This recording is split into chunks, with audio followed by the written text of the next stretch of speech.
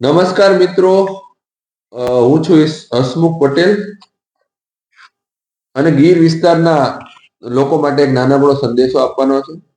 હમણાં તાજેતરમાં ભારત સરકારનું આ રાજપત્ર છે ગેજેટ ઓફ ઇન્ડિયા, એ બહાર પડ્યું છે અને એની અંદર ઇકો સેન્સિટિવ ઝોન લાગુ કરવા માટેની જે ભલામણો છે, કેવો કાયદો હશે એની રૂપરેખા છે. અને કાયદાની સામે તમારે કઈ વાંધા હરકત હોય તો તમે એકાદ મહિના સુધી કે 1.5 મહિના સુધી આ વાંધા રજૂ કરી શકો છો.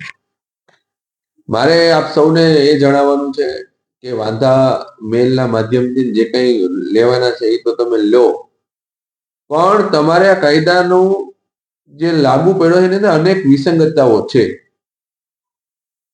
તો એ કાયદાની સામે તમારે જવું પડે. પ્રજાના અભિપ્રાય લીધા વિના કોઈ કાયદા ટોકી બેસાડવા એ લોકશાહીના આ દેશની અંદર આઝાદીના 75 વર્ષ પછી તમે પ્રજાને ગુલામ બનાવવા માટેના કોઈ કાયદા નાખતા હોય તો એ આપણા માટે ખતરાની ઘંટી છે. આ કાયદાને કાળો કાયદો કહેવો હોય તો પણ તમે કહી શકો એવી મુશ્કેલીઓ જંગલની નજીકના જે ખેડૂતો છે એને પડવાની છે. 1 કિલોમીટરની અંદર જે ખેડૂતો છે એને ખૂબ જ મુશ્કેલી પડવાની છે.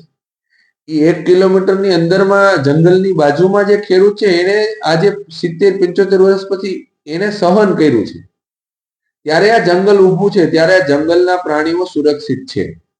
આ જે 1 કિલોમીટરની અંદરના ખેડૂતો છે ને એના કારણે જંગલ આજે વિકસ્યું છે. 200 સિંહમાંથી 600 એ તમે પહોંચ્યા.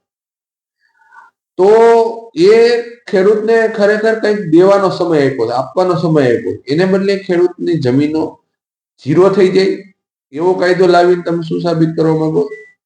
એટલે મારે આપ સૌને વિનંતી કરવાની છે કે ગીરના 0 થી લઈ અને 10 કિલોમીટર સુધીના ખેડૂતો જાગૃત થાવ. આ કાયદા સામે કાયદાકીય રીતે લડો, આંદોલન કરવા પડે, રજૂઆતો કરવી પડે, જે કરવું પડે, પણ તમે આજે નહીં લડો તો આવનારા દિવસોમાં તમે લડ્યા જેવા નહીં રહો. આ તમારા અસ્તિત્વનો સવાલ છે. એટલે 0 થી લઈ અને 10 કિલોમીટર સુધીના તમામ લોકોને આ કાયદો વધતા ઓછા પ્રમાણમાં નુકસાન કરે, ફાયદો કરવાની કોઈ વાત જ છે જ નહીં. એટલે મારી આ વિનંતી છે, જે કોઈ લડાઈ કરતા હોય ને સહકાર આપો ને સાથે મળીને આની લડાઈ કરજો. ભારત માતા કી જય. વંદે માતરમ.